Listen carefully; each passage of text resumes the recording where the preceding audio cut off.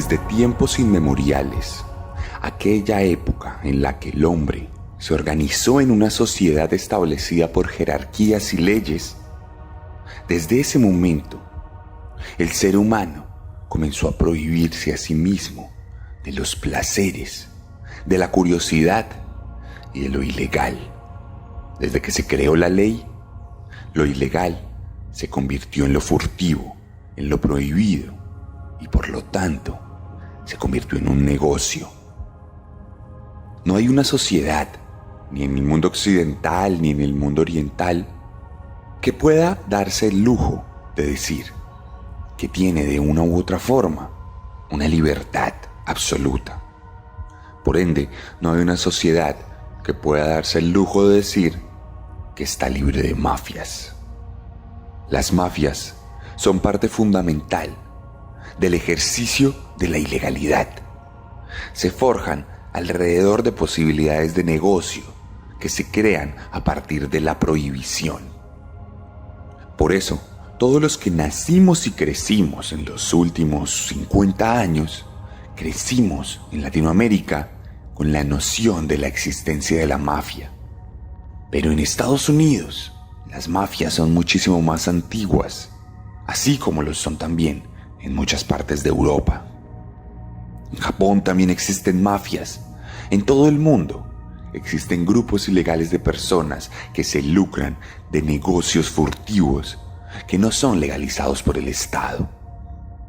No es casualidad que aquí en Colombia no haya mafias tan fuertes de proxenetismo como si las hay en países donde la prostitución es ilegal. No es casualidad que aquí tengamos algunos de los carteles más fuertes de narcotráfico, teniendo en cuenta que aquí se da la producción de cocaína. No es casualidad que la pornografía sea un negocio lucrativo para aquellas mafias de los países donde ésta es ilegal. Las mafias han nacido desde el mismísimo inicio de los tiempos para suplir una necesidad intrínseca de los apartados más oscuros del ser humano.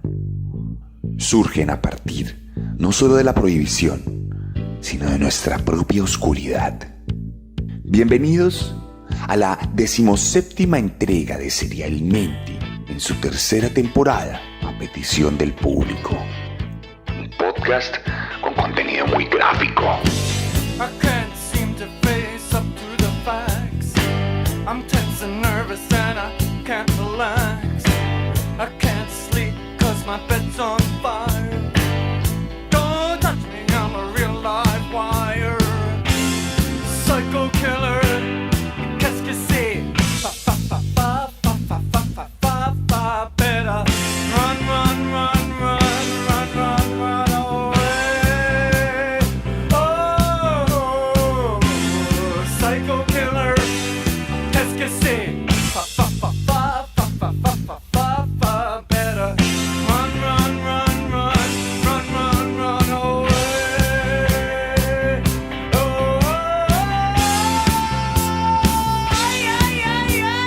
Y como se pudieron dar cuenta por la introducción, hoy les voy a contar la historia de un hombre que es producto de la mafia. Un asesino en serie que llevó a cabo toda su tarea, toda su obra a lo largo de su vida, gracias a ese mundo furtivo del bajo mundo de los Estados Unidos. Les voy a contar la historia de uno de los mafiosos más famosos del mundo por ser un asesino serial. Hoy les voy a contar la historia de Richard Kuklinski, el hombre de hielo. He murdered, sometimes months apart, years apart. He used different methods. He would go so far as to plan in his crime the actual deceit of law enforcement. He would murder someone, cut their body, wrap them in layer after layer of plastic bags and material, and deposit the body many, many miles from the murder scene. Richard Kuklinski. Y con Lyrical Hitman de Royce da 5'9" and Marwan empezamos este programa. Empezamos este episodio que nos cuenta la historia de un hombre tan famoso que tiene canciones, películas, libros y muchos documentales. Richard Leonard Kuklinski nació el 11 de abril de 1935 en un apartamento de la calle Cuarta de Jersey City, en Nueva Jersey, en el seno de una familia obrera compuesta por un par de inmigrantes. Su madre era una mujer extremadamente religiosa que creía que la letra con sangre entraba.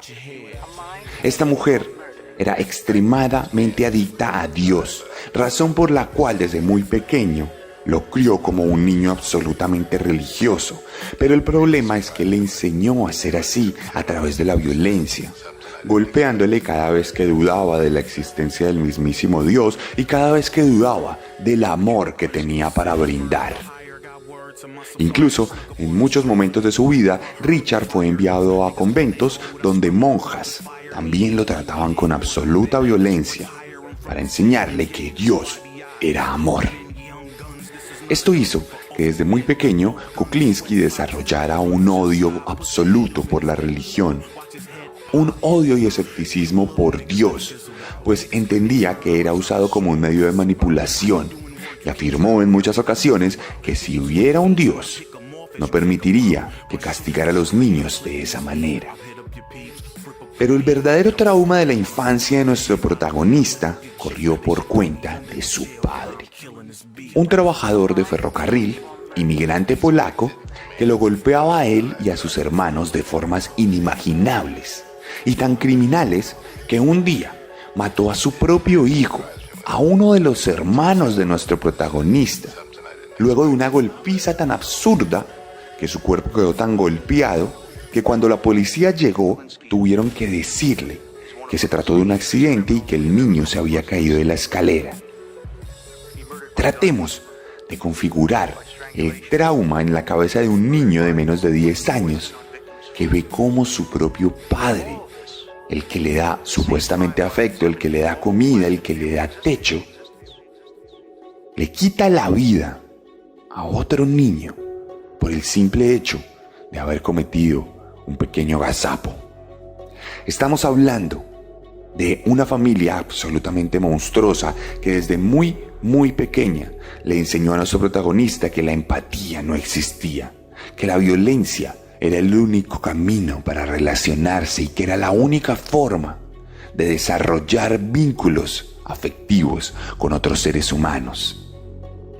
Por supuesto, desde muy pequeño Kuklinski comenzó a demostrar rasgos de psicopatía. Mataba animales quemándolos con gasolina. También les daba mazazos o los estrangulaba. Todo rasgo de empatía se esfumó. Y de hecho, sabemos que intentó matar a su padre con un cuchillo. Y para salvarle la vida, lo enviaron a un convento donde más adelante terminaría siendo, muy irónicamente, el monaguillo de la iglesia.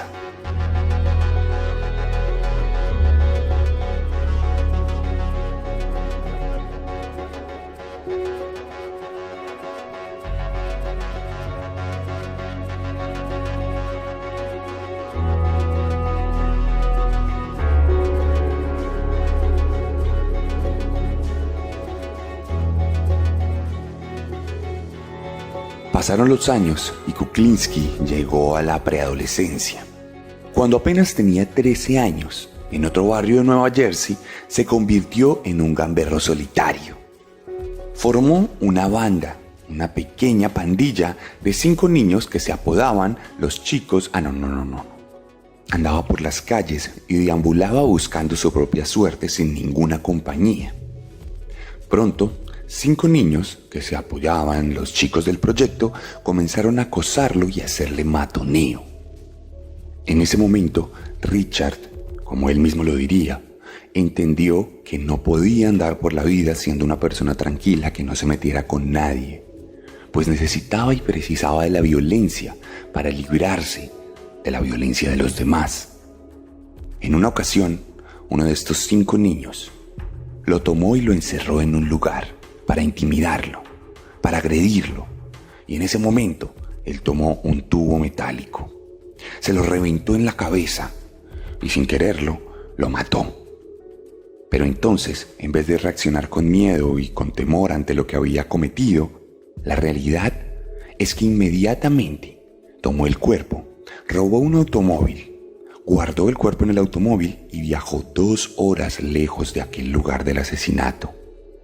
Luego, en secreto, tomó un alicate y le quitó todos los dientes al niño. Y más adelante, le cortó las huellas dactilares. Todo esto para que nadie pudiera identificarlo. Luego, tomó el cuerpo con los pies y las manos cercenadas y lo tiró por un río. Nunca se supo el destino de este cuerpo y el niño fue dado por desaparecido. Teniendo apenas 13 años, había cometido su primer asesinato. Y en ese momento sintió el poder absoluto, pues todo el sufrimiento que le causaron se convirtió en una satisfacción plena y en una hegemonía sobre la vida de los demás, que nunca jamás volvería a permitir que alguien se metiera con él.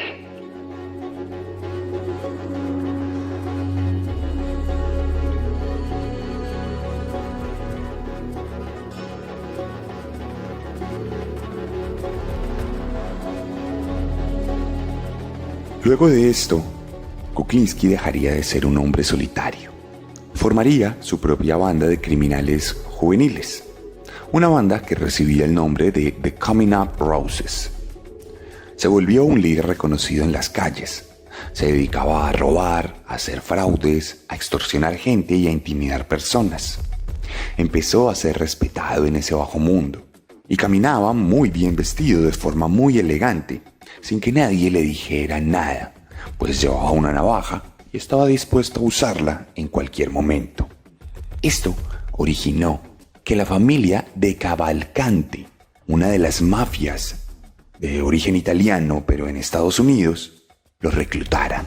Le contactaron rápidamente en una de esas calles mientras trabajaba y no solo lo contrataron a él, sino también a toda la banda de los The Coming Up Roses. Pero Richard era mucho mejor que ellos. Mientras todos los muchachos cometían algunas fechorías y pequeños delitos, él siempre estaba dispuesto a acabar absolutamente con sus objetivos. Cada vez que la familia de Cavalcante necesitaba algo extraño o raro, enviaban a Richard, que no tenía ni siquiera 20 años, pero ya estaba dispuesto a cometer cualquier crimen, sin ningún tipo de conmesuración, solo por cumplir los objetivos que le eran otorgados. Entonces, para terminar su contratación absoluta, le piden que mate a sus compañeros de pandilla. Primero, porque consideran que a veces dudan y no son 100% confiables. Pero segundo, sobre todas las cosas, porque querían probar qué tan leal era este muchacho, si estaba dispuesto a matar a los suyos con tal de recibir una orden de su jefe y hacerlo feliz. Él, sin pensarlo ni por un segundo, les disparó por la espalda y acabó con sus vidas para demostrarle al señor del Cavalcante que era un asesino.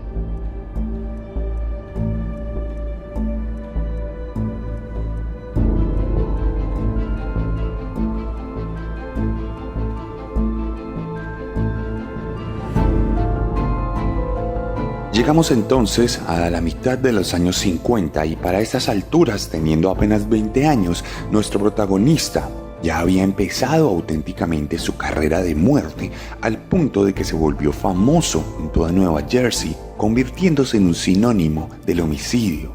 Cuando lo veían, aquellos que vivían en ese mundo o estaban relacionados a este, inmediatamente lo relacionaban con que iba a haber problemas, con que iba a haber un asesinato, un homicidio en aquel lugar.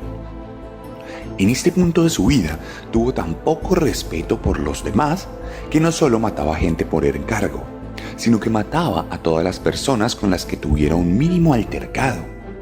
Incluso si alguien lo miraba mal en la calle y no le gustaba esa mirada que le lanzaba, él sacaba su revólver calibre 38 y lo usaba sin ningún reparo. En este punto desarrolló una necesidad y una sed de sangre que de una u otra manera marcaría su comportamiento más adelante. Pero él afirmaba que no era solo la muerte lo que le gustaba. Escuchemos las propias palabras de él refiriéndose a sus dinámicas de asesinato. De momento, sabes que lo que más me gustaba era la caza, el desafío de eso mismo. La muerte para mí era secundaria. No concibo nada fuera de eso, en su mayoría, pero la investigación, el desafío del acecho y hacerlo con éxito me excita muchísimo. Cuanto mayores son las posibilidades de que me pillen, más me divierto.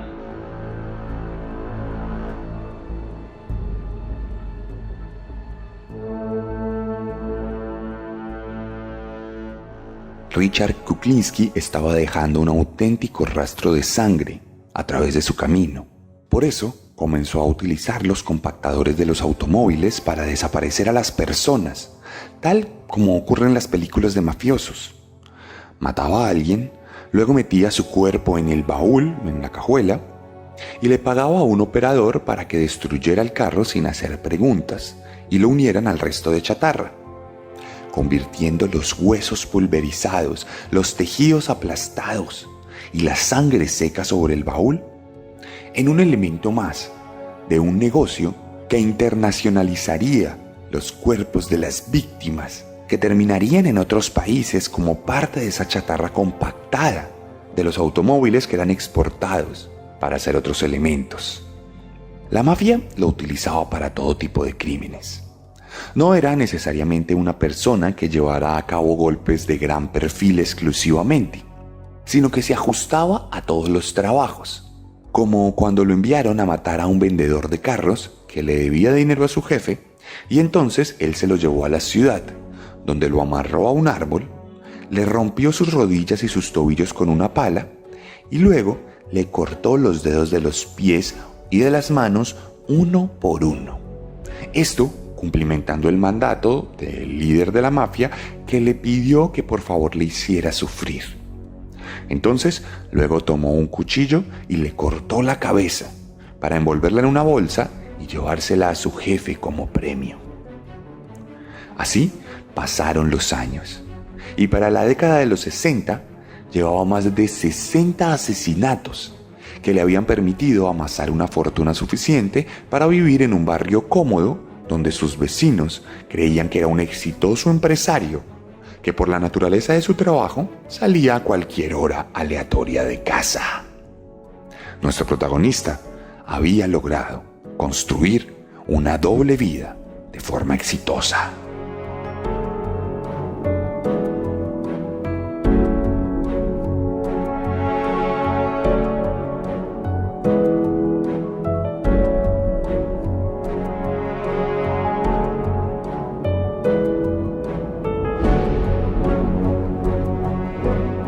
Y es que mientras contamos toda esta historia, paralelamente, Richard llevaba una vida familiar de aparente normalidad.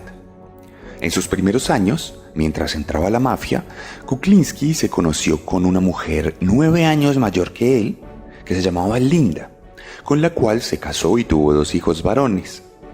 Pasados los años, abandonaría a esta mujer y se perdería el rastro de sus hijos, considerándolos no deseados y tratando de no reconocerlos. En el 61 conoció a una secretaria llamada Bárbara Pedrici, con quien se casó rápidamente para tener 2 hijas a las cuales trató con absoluto amor y respeto, por lo menos públicamente, aunque una de ellas afirma que cuando discutía con su mamá, en más de una ocasión les dijo que las mataría en un ataque de ira si su esposa lo abandonaba.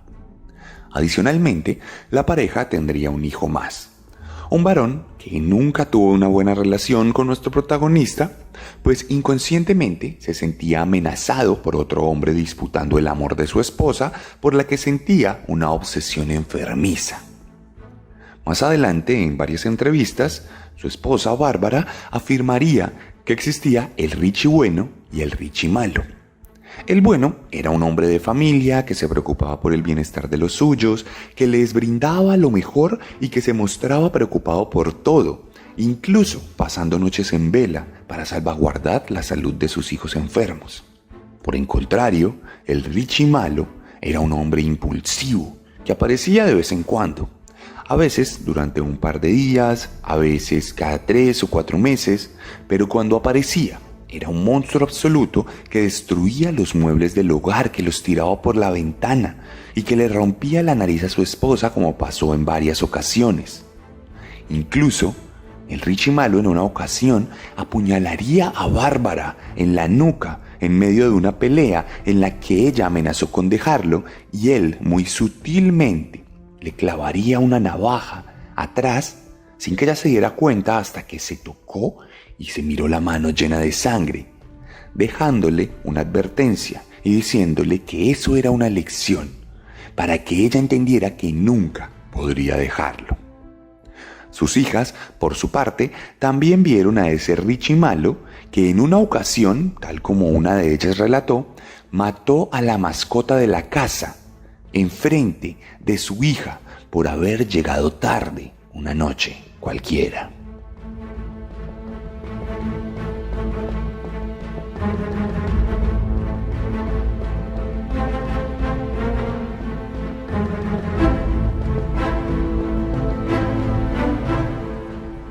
Pero volviendo a la vida profesional de nuestro protagonista, justo cuando construyó su segunda familia, se retiró momentáneamente del asesinato, pues una conexión posible a un crimen que cometió representaba mucho peligro para su integridad.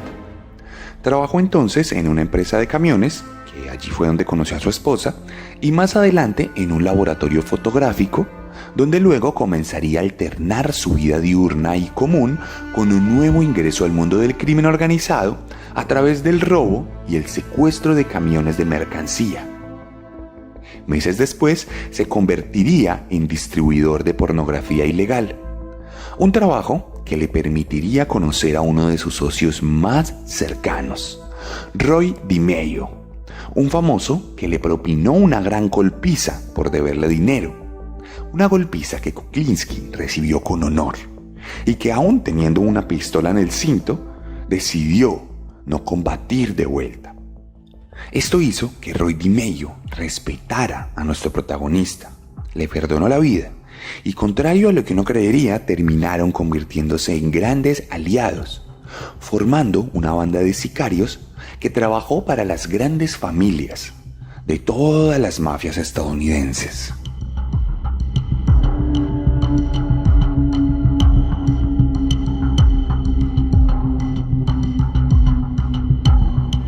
De hecho, cuenta nuestro protagonista que un día Roy DiMeglio le pidió que matara a un hombre al azar simplemente para probar su lealtad.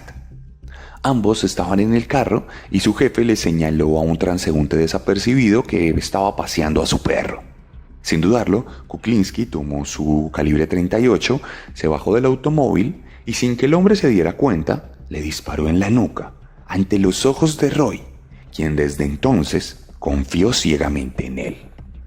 En las siguientes 2 décadas, Richard se dedicaría exclusivamente al asesinato. Sería el hombre principal del clan DiMeglio, y se estima que pudo haber matado a cerca de 200 personas entre los años 50 y los años 80. A continuación, la misma voz de Kuklinski nos cuenta una de sus experiencias.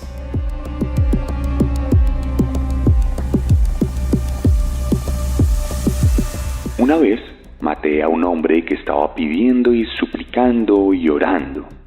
Decía, por favor Dios, por todas partes.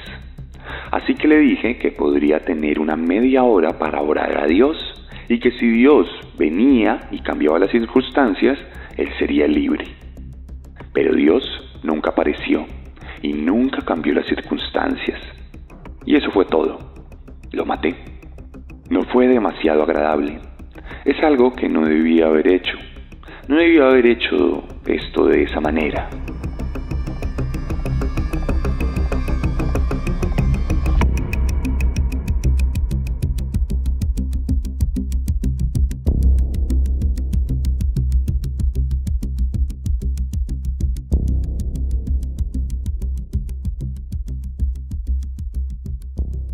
Su modus operandi variaría de forma constante.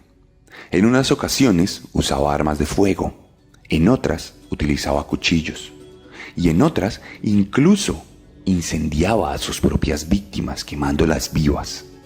En otras, las asfixiaba con sus propias manos, les echaba un poco de veneno en la cara o en la comida, e incluso en alguna ocasión utilizó bombas para cobrarse la vida de sus objetivos.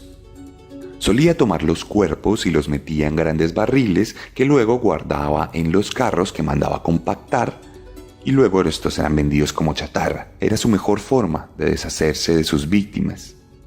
Pero en varias ocasiones también se deshizo de los cuerpos dándoselos de comer a las ratas, e incluso afirmaría que en una ocasión permitió que las ratas hambrientas se comieran viva a una de sus víctimas, y que pudo ver cómo éstas, desesperadas por alimentarse, comenzaban siempre por los ojos de aquellos desgraciados, que lo último que veían era la cara de Kuklinski sádica y feliz disfrutando de la agonía extrema que las ratas le causaban.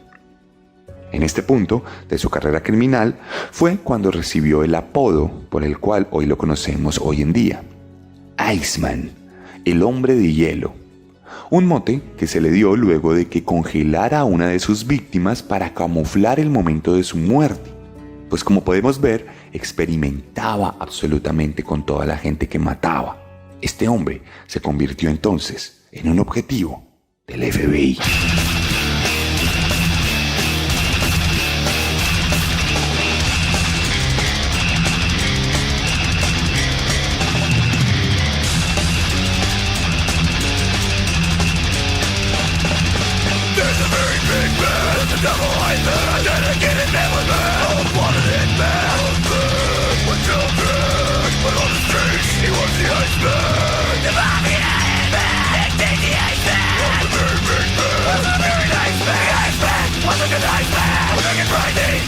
Y con esta canción pesada de Macabre de Iceman, continuamos la vida de nuestro protagonista, que seguiría adelante entre la muerte y el asesinato hasta que su mentor, Roy DeMeo, comenzara a sufrir una degradación progresiva de su estabilidad mental, pero también de su estabilidad en cuanto a seguridad frente a las autoridades.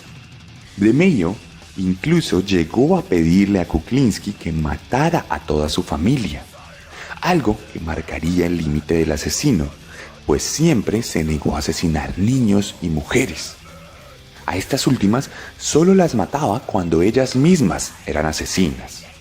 De hecho, sobre esto último se dice que varias de las víctimas del hombre de hielo fueron otros criminales, en especial aquellos relacionados con el abuso infantil, proxenetas, pedófilos, abusadores y violadores que murieron a manos de nuestro protagonista de la forma más dolorosa, pues él afirma que siempre reventaba o cercenaba sus genitales como castigo antes de matarlos, a lo que él mismo consideraba el peor de los crímenes: abusar de un niño. Tanto así que odiaba a su propio hermano por haber sido un violador de menores convicto. Cuando le preguntaron por él, simplemente atinó a decir que eran hijos del mismo papá y que no merecía vivir. El caso es que el FBI ya se encontraba tras la pista de Roy DeMeo, razón por la cual Kuklinski decidió matarlo a tiros para que no le capturaran y llegaran a él a través de su vínculo laboral. Este sería el principio del fin, pues además de esto, habría ya una vorágine de asesinatos y de sangre entre amigos y aliados que Richard consideraba cabos sueltos que se podían volver informantes, por lo cual necesitaba matarlos para seguir en libertad. En este punto, cometería 4 asesinatos más, y durante la primera parte de la década de los 80, además de sus trabajos ocasionales, mataría a 5 personas, con las que tendría un vínculo. Un vínculo que provocaría que las investigaciones del FBI, con agentes infiltrados, avanzaran satisfactoriamente, identificando que en esos 5 casos, Kuklinski había sido la última persona con la que las víctimas fueron vistas con vida. Meses después, por fin, con todas las pruebas reunidas, sería capturado el 17 de diciembre de 1986 tras caer en una trampa que le había tendido un policía infiltrado que le había propuesto un contrato de asesinato. Al momento de su captura, su esposa, que iba con él en el coche, trataría de defenderlo e incluso sería detenida por insubordinación y desacato. La verdad es que ella no sabía que su esposo era un asesino y por eso se puso tan agresiva.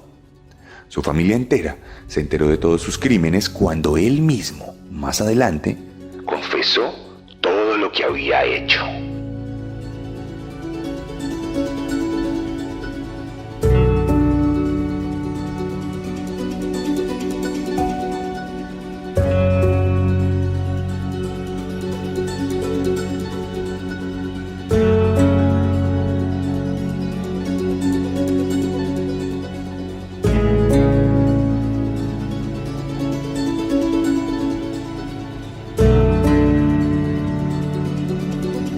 Kuklinski fue acusado formalmente de 5 asesinatos y de tener grandes sumas de dinero en Suiza, así como un plan para huir a este país. Pagó una fianza de $2 millones con la condición de entregar su pasaporte y aunque negó todos sus cargos inicialmente, el caso prosperaría y al final tuvo que ser llevado a confesar los crímenes para evitar una peor condena. Recibió una cadena perpetua con posibilidad de libertad condicional hasta 2046 cuando tuviera 111 años. Fue enviado inmediatamente a la popular cárcel de Trenton, donde se volvió una leyenda de los matones de la mafia, cuando empezó a conceder entrevistas para documentales, libros e incluso una película que les dejaré en mi Instagram. HBO produjo y transmitió 3 documentales sobre él llamados The Iceman Tapes. Uno en 1992, otro en 2001 y otro en 2003. También concedió entrevistas a psiquiatras que determinaron que tenía un trastorno de personalidad antisocial y un trastorno de personalidad paranoide. Por otro lado, se escribieron 2 biografías sobre su vida, de las cuales su esposa recibió parte de las ganancias. En este momento de su vida, Iceman se había convertido en una celebridad absoluta. Todo el mundo sabía quién era, y en medio de todo esto fue que dio las confesiones que conocemos hoy. Por eso sabemos cómo mataba a la gente, cómo trataba de deshacerse de sus cuerpos y cómo buscaba la manera de eludir a las autoridades congelando personas. De hecho, él llegó a afirmar que en una época de su vida mataba indigentes por hobby y para practicar sobre las artes del asesinato. Dice que utilizó bayonetas, que utilizó ballestas, que utilizó granadas y cianuro y que alcanzó a trabajar para las 5 familias de mafiosos de Nueva York, atribuyéndose incluso la muerte del famosísimo Jimmy Hoffa, aquel líder sindical que es interpretado por Al Pacino en la película The Irishman, a quien aseguró asesinar para luego comprimir su cuerpo, tal como lo hizo con otros tantos. Kuklinski se vanagloria de ser el mayor asesino de la mafia, siendo el protagonista de varios de los golpes más grandes que las familias se han hecho entre sí. Todo esto, naturalmente, también despertó mucho escepticismo. Muchos dicen que no es cierto, que no puede ser así.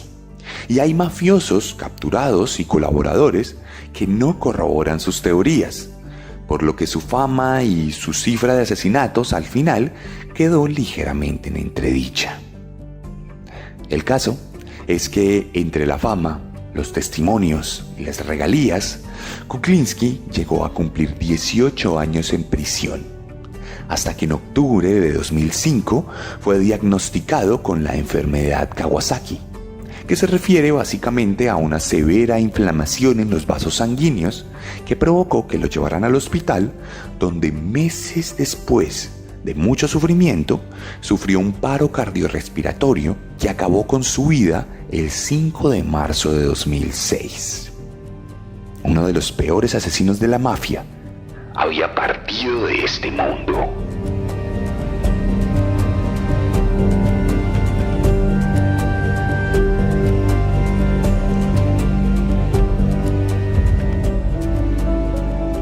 Roses are red, violets are blue.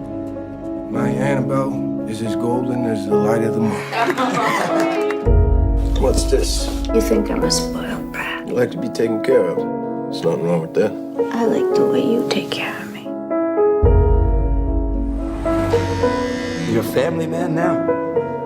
wife, kids. Who are you kidding? Closing lab. Sorry, but you're out of a job. You follow orders, you got everything to gain. If you don't have it in you, now's the time to say it.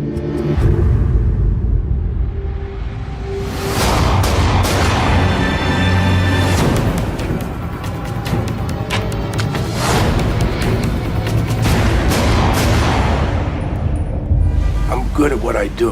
What about leaving witnesses at a murder scene? I don't kill women or children. I have loose ends now. All right, kids, that's it. Go on home. We're closed. You got a second? So is it my lucky day or my last? I want to be my partner. You take care of the details. I do the hit.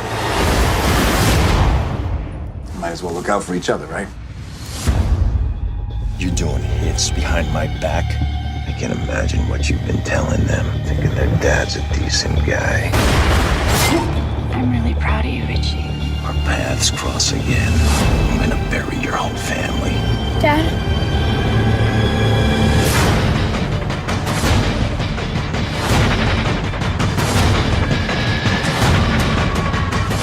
There ain't gonna be nothing else to be afraid of. I didn't know I was supposed to be afraid.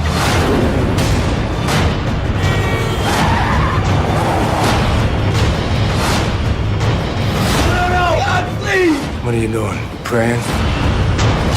You think God's gonna save you? You tell him to come down and stop me. I guess God's busy. Don't!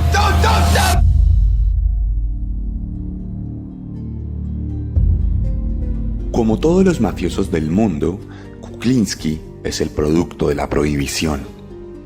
Todos los negocios turbios que tienen de por medio dinero, asesinato, balas y mucha sangre podrían ser evitados si la naturaleza prohibicionista en las sociedades contemporáneas se erradicara de raíz. El negocio de la cocaína en Colombia y en México se acabaría si entendiéramos que los seres humanos son libres de hacer con sus cuerpos lo que les plazca. Y si acabamos con esa guerra contra el narcotráfico, tal vez incluso nuestras sociedades podrían beneficiarse económicamente de los procesos que hoy en día nos causan tanto dolor. No en vano, en Estados Unidos, donde la prostitución es ilegal, hay mafias enteras de proxenetas que explotan a las mujeres, pues estas no tienen derecho a acceder a la seguridad social y acceder a la protección del Estado por llevar a cabo una labor ilegal. La prohibición es la base fundamental de las mafias, y las mafias son unos de los asesinos más grandes de toda la historia. No se trata de legalizar por legalizar, pero los procesos sociales e históricos nos han dado cuenta que es el camino, tal como pasó en Estados Unidos, con el licor y con las apuestas. En nuestro país, la guerra contra las drogas es un absoluto fracaso que no ha dejado más que un gigantesco rastro de sangre en medio de nuestros cultivos rurales. La prohibición, en medio de todo, es un asesino serial implacable.